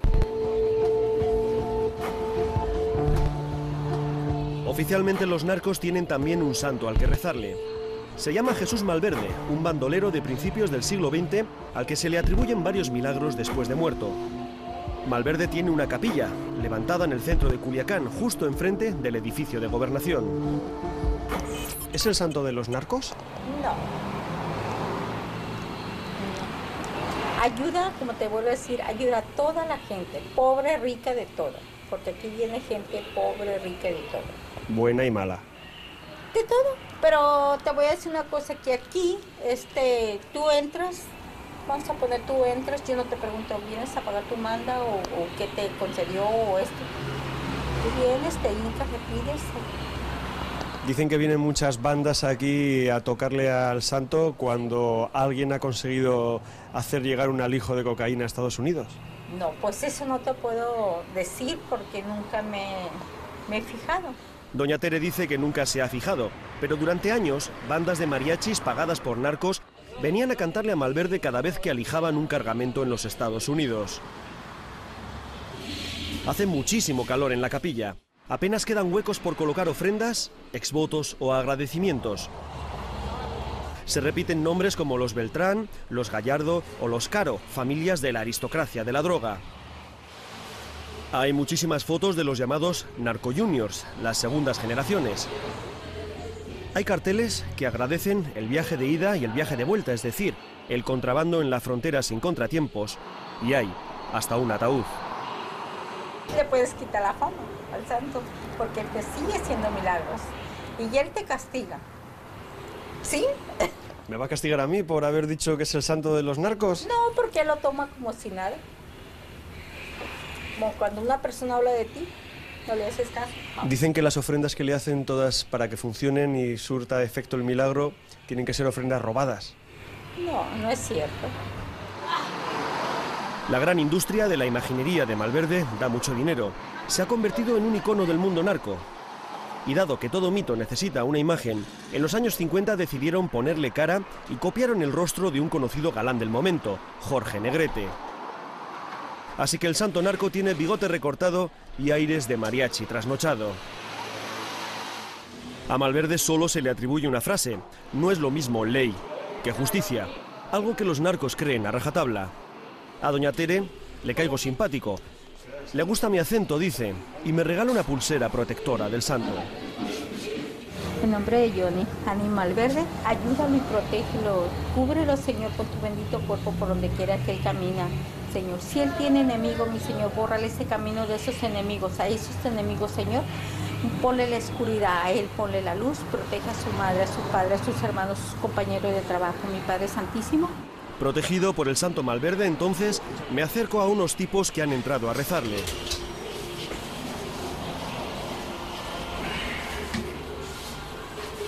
Espero a que acaben y entonces le pregunto al más fuerte qué le ha pedido al santo. Nosotros le pedimos en mesa por nosotros, nuestros compañeros, nuestros amigos, las familias, que estén bien, que les ayude, que nos ayude a nosotros a seguir adelante en los trabajos, en otras cosas, lo que el trabajo, que nos cuiden, nos protejan, tantas cosas que pasan y eso, más que nada en la familia nosotros. Y sí, siempre nos ha ayudado, gracias a Dios. Estamos al pie. ¿En qué trabajas? ¿Mande? ¿En qué trabajas? Nosotros trabajamos para gobierno. ¿Para gobierno? Así es. Agentes policíacos. ¿Sí? Que nos cuiden. ¿De federal o...? El Estado, todo lo que es el Estado, a nivel Estado. Trabajamos para el sector preventivo. ¿Para el sector preventivo? Sí es. ¿Y venís Así es. Y venís a pedirle al que llaman el santo de los narcos. Pues no solamente de los narcos, este es mexicano también de todos nosotros. ¿Tú crees que es milagroso, como dicen? Así es. Un policía rezándole al santo de los que se dedican a matar policías. Un agente pidiéndole protección a un bandolero. A lo mejor por eso en Culiacán nadie confía en la policía.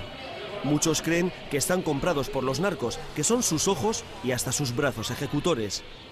Como siempre habrá excepciones. Entre tanto corrupto, habrá algún agente legal que crea en su vocación. Los que dicen que este es el santo de los narcos, que aquí se le viene a rezar para conseguir alijar cocaína en Estados Unidos, No. así.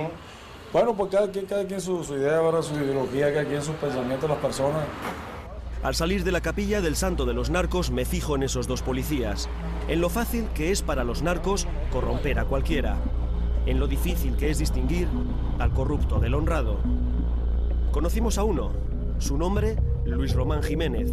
Y trabajaba de forma voluntaria como agente encubierto controlando posibles narcotiendas.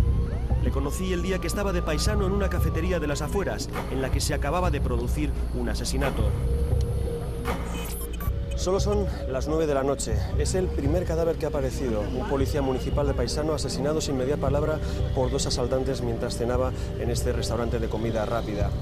La prensa local asegura que no será el único. Están apareciendo una media de hasta 10 cadáveres diarios solo en la ciudad de Culiacán.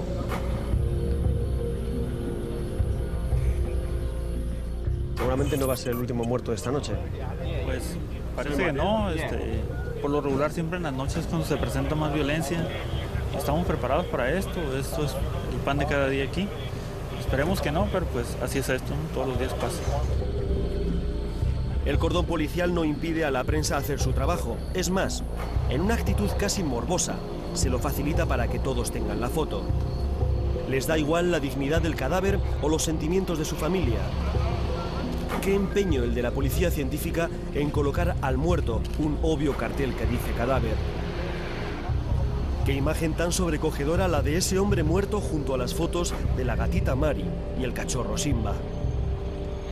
Veo que los fotógrafos intentáis sacar el primer plano del cadáver y veo que las autoridades de alguna manera lo facilitan también permitiendo que se hagan estas fotografías.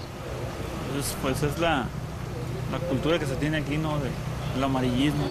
Esa noche solo en el estado de Sinaloa hubo otros 4 asesinatos. Me apunto el nombre del muerto, me lo dice con voz rota un agente municipal. Se llamaba Luis Román Jiménez. Era un policía honesto, me dice sollozando. Yo le conocí tarde.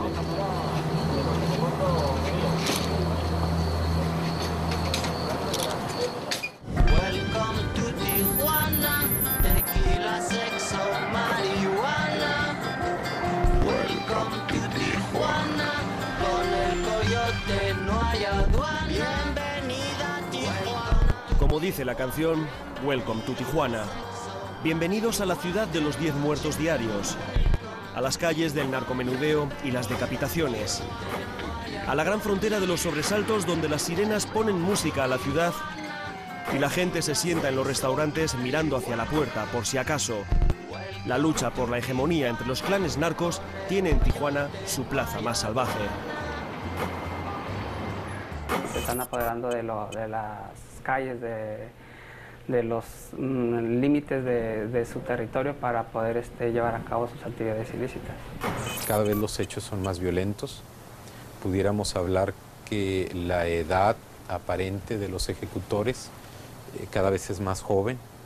La mayoría, tanto de ejecutados como la noticia que tenemos de ejecutores, está fluctuando entre 20 y 25 años.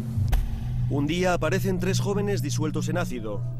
Otro, 12 traficantes de poca monta con la lengua cercenada. A la semana siguiente son 9 cabezas cortadas. El narco mexicano hace tiempo que traspasó el umbral de la vileza. Le da todo igual. Se meten varias rayas, se fuman algo de María, lo aderezan con unas anfetaminas y, como dicen por aquí, la orden se cumple, sea la que sea: torturar, matar, decapitar. Tú me traicionaste, tú me engañaste, tú tienes información que yo necesito, por eso te lastimo. Finalmente te voy a matar y después te voy a hacer cenar algo para enviar un mensaje. Tijuana, la del tequila, sexo y marihuana, es la gran ciudad de los mercados negros. La ciudad del tráfico de drogas, de armas, de inmigrantes ilegales, de la trata de blancas. Un muro y una empalizada de púas separan Estados Unidos de México. Al otro lado, a golpe de vista, San Diego. ¿Cuánta literatura ha dado esta frontera en la que, por el aire, helicópteros de aduanas vigilan constantemente la tierra de nadie y por la arena, patrulleros de gafas Ray-Ban alejan a cualquiera que ose bañarse en aguas estadounidenses? Aquí acaba una de las más grandes y más codiciadas fronteras del mundo, en las playas de Tijuana. En esas aguas llenas de remolinos que tantos ilegales se han tragado. Son muchos, muchísimos los que no pasan y se quedan aquí en Tijuana, como parias, como excluidos sociales, enganchados a las drogas o como carne barata del sicariato de los cárteles que las venden. No hay ningún premio para el que no atraviesa esta valla. Centenares de cruces junto al aeropuerto recuerdan a los que nunca llegaron a pasar. Cada año se entierran en fosas comunes decenas de cuerpos de indocumentados que intentaron el sueño americano. Muchos otros, que tampoco lo consiguieron, malviven como pueden en los márgenes de la ciudad. ¿Pero lo has dejado la heroína? Sí, dejé la heroína por 7 años. Durante 7 años. Y luego al cristal. ¿Te metes cristal ahora? Ahora cristal. Tijuana es una plaza demasiado importante para el narco. Sus 3 millones de habitantes suponen un jugoso mercado para abastecer. Y su frontera, su tráfico anual de 35 millones de personas, un corredor vital para el trasiego de droga hacia la costa oeste de Estados Unidos. El cártel de Tijuana se ha fracturado en 2 grupos. La guerra solo acabará con la aniquilación de uno de los 2 bandos. El primero que muestre signos de debilidad es el que pierde. Y en ese momento es probable que veamos el descenso de ese tipo de violencia y de la violencia en general. No visualizamos un patrón definido. Lamentablemente es encontrarse en la calle, enfrentarse, ir en búsqueda de personas. Y creo que hay una primitividad ahí que prefieren una pick-up, una carne acá, o sea, no sé, pero no he visto narcos en mis exposiciones, ¿no? Ruanova, uno de los artistas más singulares de Tijuana, sucumbió hace años al hipnótico atractivo de la violencia. Su obra es un puñetazo ético a las conciencias de sus vecinos. Hace esculturas con juguetes bélicos, relojes de Kalashnikovs o collages llenos de explosiones. Daniel, como muchos en Tijuana, es consciente de que la violencia narco no solo influyó en su obra, sino que además pudo llegar a parasitarla. Ojalá que así quisiera que fueran las cosas, no, pero es que así se ven las cosas, ¿no? Hace rato unos años que traté de bajarle esto porque me di cuenta que yo también me estaba convirtiendo acá un Chapito Guzmán con la onda acá y te empiezas a creer el juego, pues, ¿no? Porque es el juego. Que no cojamos ninguno de la calle, ¿no? Sobre todo de los blancos con naranja. De esos, yo sí te recomiendo por tu seguridad que no. O sea, ¿todo el mundo sabe que esos taxis son peligrosos? Todo el mundo, todos los días salen en los periódicos que algo pasó. Las calles de Tijuana ya no son sinónimo de fiesta o diversión. Los jóvenes estadounidenses ya no cruzan la frontera buscando juerga barata. Es demasiado peligroso. Tijuana tiene hasta 8.000 picaderos clandestinos de droga. En algunos de ellos basta con meter el brazo por un agujero para que alguien desde dentro le meta el pico de heroína.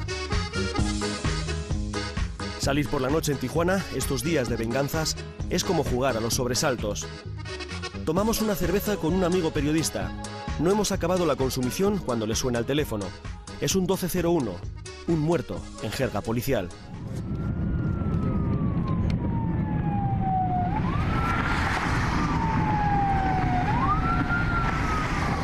¿Qué onda? Oye, ¿qué sabes de la balacera allí en la Cruz Roja?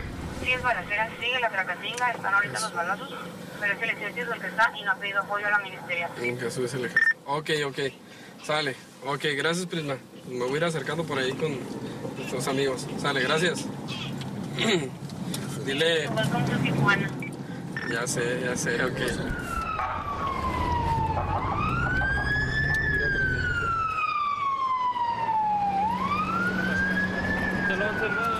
Un policía nos indica dónde están atrincherados los sicarios. No.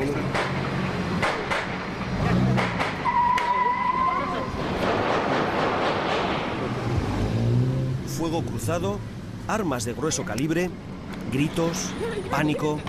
Los niños de una escuela cercana tirados debajo de sus pupitres y sus padres, fuera de sí, arriesgándose a cruzar para llegar hasta ellos.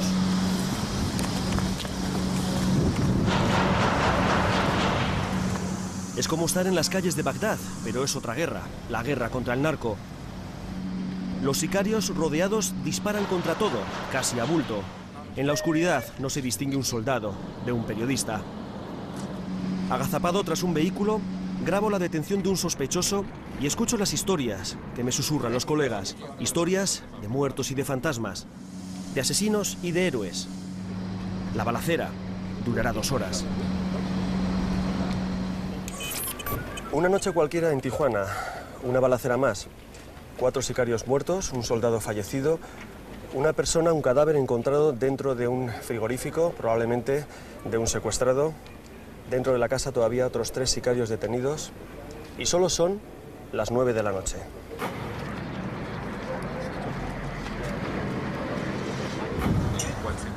El comunicado de la Fiscalía la mañana siguiente es como un parte de guerra. Fallecen 4 personas, se encuentra una persona muerta, envuelta en una lona azul, tienen 119 casquillos, se encontraba decapitado. Y hoy en la mañana se encontró un masculino rafagueado. 10 muertos en total esa noche, uno de ellos congelado en un frigorífico, y no hay preguntas de los periodistas. Graban, recogen y se van. ¿Es apatía ante algo que se ha convertido en rutina? ¿Es autocensura? El miedo al narco está tristemente detrás de todo esto. ¿Qué quieren conseguir con tanto muerte? Ser ejemplar, causar temor y mandar mensajes en un momento dado de falta de respeto a la autoridad o en un momento de desestabilización. Acudimos al jefe de homicidios para saber algo más sobre la balacera. Su puerta está decorada con fotografías de decenas de asesinos. Cierras la puerta y te encuentras con todos estos sicarios mirándote directamente, como insultándote en silencio. Estos son los ejércitos del narco y todos llevan la maldad dibujada en sus rostros. Tenemos este mapa con la única finalidad de poder establecer los puntos más importantes de tiradero, si se puede decir, de cuerpos. Este mapa es desolador para cualquier operador de turismo en Tijuana. Hay más de 300 alfileres superpuestos unos a otros. Una cosa, dice Gutiérrez, es dónde encuentran los cadáveres y otra, dónde los matan. Ellos no tienen ya principios morales para privar de la vida a las personas. Ellos, su cometido es matar, matar y matar. Emigrio ha interrogado a muchos de estos asesinos. Nos pregunta, con naturalidad, si queremos ver las armas de los sicarios que nos disparaban la noche anterior. Por supuesto, respondemos. Las tiene almacenadas en el baño de su oficina, junto a la taza del váter, sin precintarlas, sin envolverlas, sin etiquetarlas. Son armas de guerra compradas en las armerías norteamericanas del otro lado. Hay 12.000 tiendas a lo largo de toda la frontera y son las más rentables de Estados Unidos. Emigrio nos muestra las armas y nos muestra algo más. Para torturar y degollar. Así es. Un puño americano con 3 hojas de cuchillo. Para desangrar al que toque, para torturarlo. Lo habían usado con el tipo del congelador, nos dice. Le pregunto si los sicarios del narco suelen mostrar arrepentimiento o compasión por sus víctimas. Hablan de forma despectiva. Dicen se lo merecían, ellos no merecen estar en este mundo. Las oficinas de homicidios están saturadas. Bolsas con pruebas judiciales se amontonan en los jardines y los funcionarios no dan abasto. Emigrio dice que solucionan solo el 30% de los casos, aunque otras fuentes aseguran que no llegan ni al 5%. El propio gobierno federal ha reconocido que 9 de cada 10 policías de Tijuana son corruptos, que 9 de cada 10 de estos agentes trabajan para el narco. No grave. ¿Y qué fue de los sicarios muertos la noche anterior? Para saberlo, decidimos acudir a la morgue, y la primera sorpresa es que está custodiada por varias dotaciones del ejército. Cuando hay algún caso sobresaliente o que se tiene incluso el riesgo de que vengan a querer rescatar algún cadáver, Entonces vienen el ejército generalmente a resguardar las instalaciones. ¿Pero cómo rescatar el cadáver? ¿Ahogar un cadáver? Ha habido casos en donde nos roban los cuerpos, por decirlo de alguna manera. ¿Que roban los cuerpos de aquí? Sí. ¿Pero con qué objeto? Ellos quieren tener su cadáver para que no pase a ser requisado por la autoridad, ¿no? Aunque de cualquier médico forense se puede decir que está curado de espantos, del doctor Girán Muñoz se puede añadir que se enfrenta a ellos todos los días del año, varias veces al día. Su morgue, con capacidad para 60 cadáveres, lleva meses estando al doble. Bueno, hoy tenemos aquí un decapitado, pero hemos tenido casos de cadáveres desmembrados, es decir, no nomás la cabeza, los brazos, las extremidades, partirlas en segmentos, ¿no? Igual mutilados, en donde les han cercenado su lengua o incluso genitales.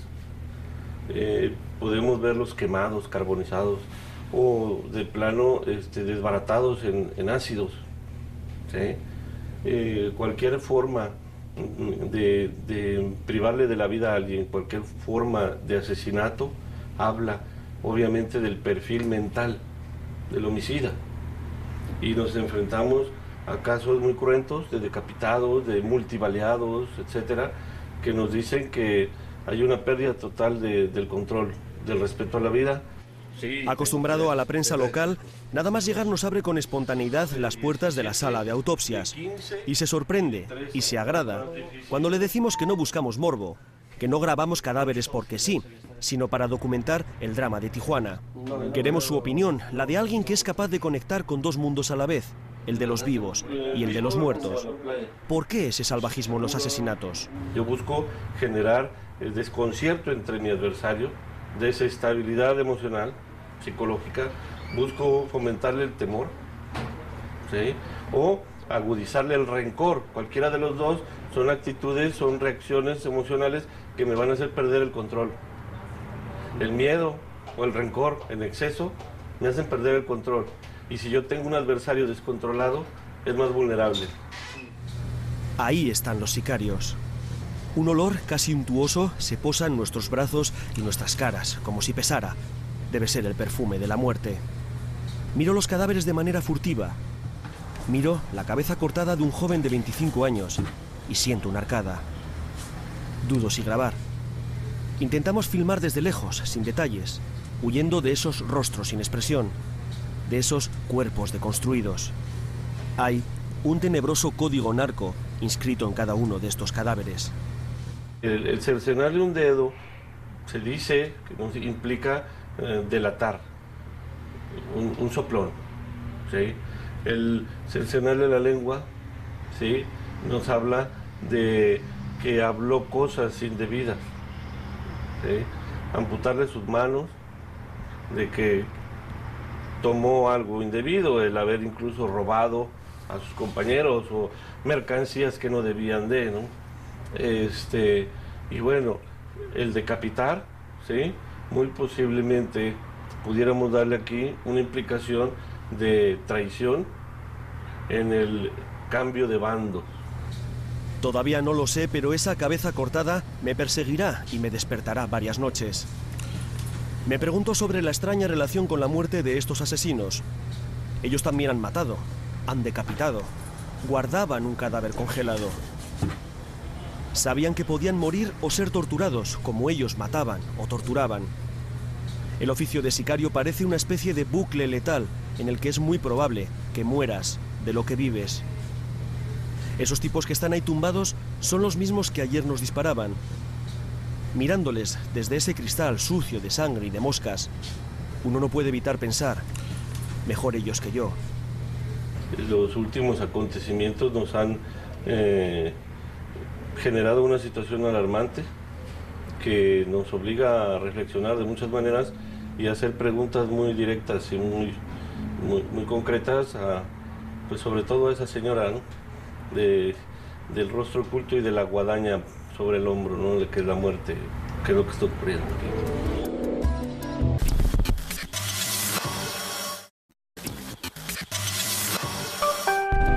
Algunos dicen que en México realmente no hay crimen organizado, que lo que hay es crimen desorganizado, que cerrar el 2008 con 5.000 muertos solo puede ser un buen negocio para las armerías del lado norteamericano de la frontera.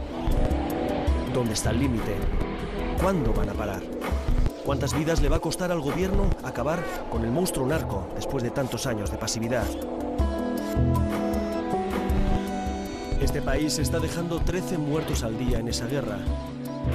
¿Cuál es el umbral de resistencia de una sociedad que cada anochecer enciende el contador de muertos de la mañana siguiente?